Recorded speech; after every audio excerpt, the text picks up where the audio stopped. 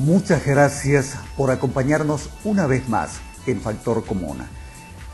Nuestro factor común de hoy es la historia de un partido centenario, la Unión Cívica Radical, con sus personajes, desde Leandro Nicéforo Alem hasta Alfonsín, todo ese tramo de nuestra historia, esa mezcla de personajes, ideas, decisiones importantes, a veces terribles, tremendas, para el destino del país.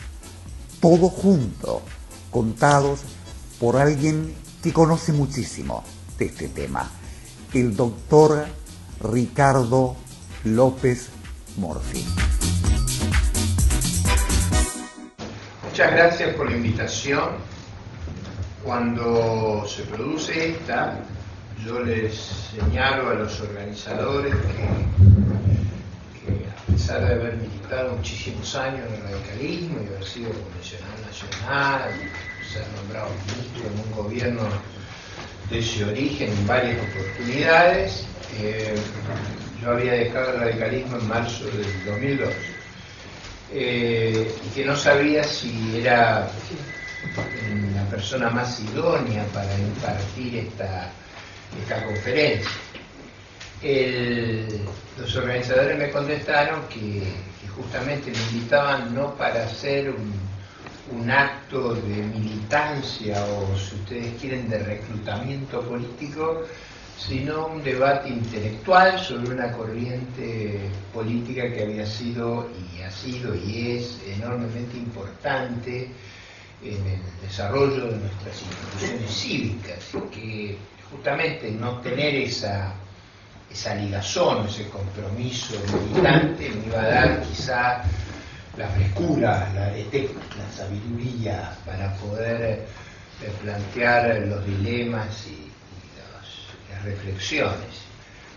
La segunda dificultad que yo me encontré es cómo concentrarme en un fenómeno político tan complejo como ha sido el radicalismo históricamente. Y a mí se me ocurrieron tres grandes avenidas, y finalmente opté por una, pero tres grandes avenidas para dilucidar el tema. Una era sostener un debate doctrinal, dónde se ubicaba el radicalismo, cuáles habían sido sus propuestas, cuáles habían sido su línea, su narrativa, como se usa ahora en el debate contemporáneo.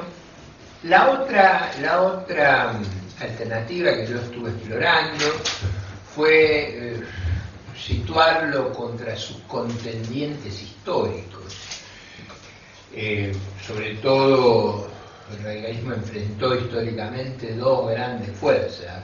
En la primera mitad del siglo XX hasta la Segunda Guerra Mundial, básicamente las fuerzas conservadoras, y en la segunda mitad del siglo XX básicamente al peronismo. Ese fue su contendiente natural en el debate político, y eso yo diría, esto de posicionarlo por sus adversarios me parecía que enriquecía mucho el debate y sus propuestas. La tercera, que es la que voy a desarrollar, es un poquito más cansadora, pero que a mí me parece que nos va a ayudar, es hacer un poco la historia, es decir, cómo surge la vida política y cómo evoluciona a través de los años, porque en un partido que tiene, digamos, prácticamente 125 años de existencia como fuerza cívica, es natural que haya muchas transformaciones, muchas modificaciones. Existen pocos partidos de esa antigüedad, o sea, no solo en la Argentina, en el mundo. O sea, los partidos políticos uruguayos tienen una larguísima tradición.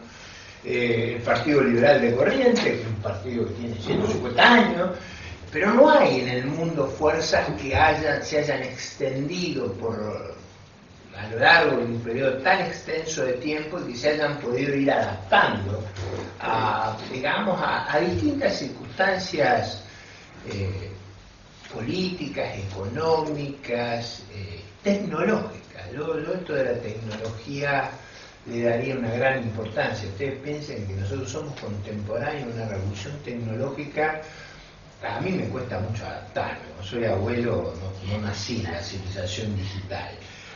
Pero digo, el cambio ha sido tan dramático en los últimos 30, 40 años que si yo, por ejemplo, una persona que fue muy importante en mi participación política, que fue mi abuela, yo le trataba de explicar cómo se hace política hoy, por internet, con los modernos mecanismos, con las transmisiones a distancia, me iría a hacer ver un psiquiatra, porque los cambios tecnológicos han afectado enormemente la forma en que se hace política.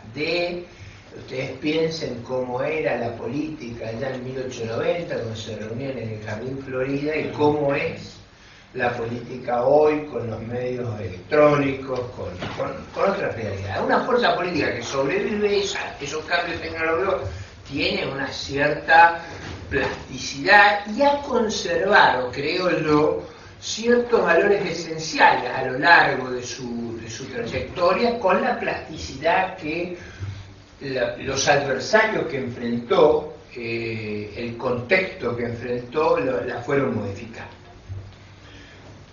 ¿Cómo nace el radicalismo? Básicamente ustedes recuerden que nosotros cuando hacemos la Constitución Nacional, desgraciadamente ese proyecto de Urquiza no puede prosperar inmediatamente. El marco de Alberdi, lo que lleva al acuerdo de San Nicolás, luego a la Constitución Nacional, desgraciadamente se enfrenta con la separación de Buenos Aires. El proceso de unirse con Buenos Aires fue un proceso extraordinariamente traumático a un país que había vivido una larguísima guerra civil y un régimen dictatorial muy extendido. Finalmente eso de manera muy traumática se resuelve hacia el año 62 y se elige al presidente Mitre, que es cuando comienza un periodo de gran estabilidad institucional y comienza a plantearse el problema de formar los partidos políticos. Ese proceso se ve afectado, yo diría, por tres grandes hechos que condicionan mucho nuestra realidad y a nuestro protagonismo. Primero es que el país se ve invadido y tiene que protagonizar una guerra externa, una guerra que no le convenía, para la cual no estaba en condiciones, que venía de muchos traumas y sufre enormemente porque esa guerra le produce grandes divisiones internas. Sufrimos algunas catástrofes, digamos, de enfermedades, y sufrimos un proceso muy espectacular, pero muy traumático de integración al mercado mundial. O sea, para ponerlo en perspectiva, la Argentina era un país muy pobre, muy, como diría Alberdi, despoblado. Si ustedes se acuerdan que los dos grandes intelectuales del siglo XIX, Alberdi y Sarmiento, tenían dos grandes obsesiones. Alberdi, la falta de población, la falta de reglas de juego, la falta de institucionalidad, y Sarmiento la falta de preparación, la falta de educación cívica. Esos dos temas eran muy centrales en el debate. Imagínense ese país sometido a estos shocks y al shock de que le cambien las condiciones económicas que se enfrenta el mundo. Y ahí tuvimos mucha suerte, porque fíjense, un país despoblado, con unas pampas muy feraces, pero que era imposible transportar la producción en carretas de bueyes y, por supuesto, en barcos a vela. Si todo ese potencial no existía. De golpe aparecen tres cambios tecnológicos que son extraordinariamente favorables al país, y eso hay que reconocerlo. Lo que hace inteligente es la conducción de esa época del país, es aprovecharlo. ¿Cuáles son esos tres cambios? El primero, el perfeccionamiento del ferrocarril, que permite, para que ustedes se den una idea, el costo de transportar una tonelada por ferrocarril era un 3% de hacerlo por la carreta de bueyes. O sea, imagínense lo que esa rebaja de costo, ¿no? Eso que hacía que nuestra geografía, que era imposible de ocupar, de golpe se volvía de una riqueza extraordinaria. Segundo, los barcos a vapor, que facilitan y acortan dramáticamente el acceso al mercado rico, que era el mercado europeo. Y por último, los barcos frigoríficos que permitían que nuestra carne, nosotros antes hacíamos vaquería, la vaquería era cazar vacas para sacarle el cuero. Ahora, en vez de hacer eso, pasábamos a poder explotar en toda su intensidad una industria que desalojábamos, casi quebrábamos a cualquiera que quisiera competir con nosotros. Es un dicho común en asuntos económicos. Nosotros fuimos un país de un crecimiento asombroso, vertiginoso, el cual también hizo muy difícil crear las instituciones políticas para lidiar, no las instituciones cívicas, que eso Alberti lo había pensado muy bien. El problema era, ustedes pueden crear una constitución, pueden armar las instituciones, como intentaron muchos países latinoamericanos, lo intentó el liderazgo unitario en el país en el 19, en el 26, y no logró consolidarlo. La clave es crear los vehículos políticos, y en eso los partidos políticos van a ser muy importantes. Pero digo, la sociedad nuestra se vio sometida a un shock extraordinario, una plétora de riqueza y una migración de características nunca vistas en el mundo. Es decir, nosotros llegamos a tener en la ciudad de Buenos Aires 70% de extranjeros. Cuando vino mi abuelo acá, eran 2 veces los extranjeros lo que eran los nacionales. Y eso produjo, yo creo, un trauma muy grande. Toda esta descripción viene a cuento que luego de las presidencias de Mitre y Sarmiento, ya para la presidencia de Avellaneda hay grandes disputas políticas, hay una enorme disputa política, una guerra civil cuando se hace la federalización de Buenos Aires.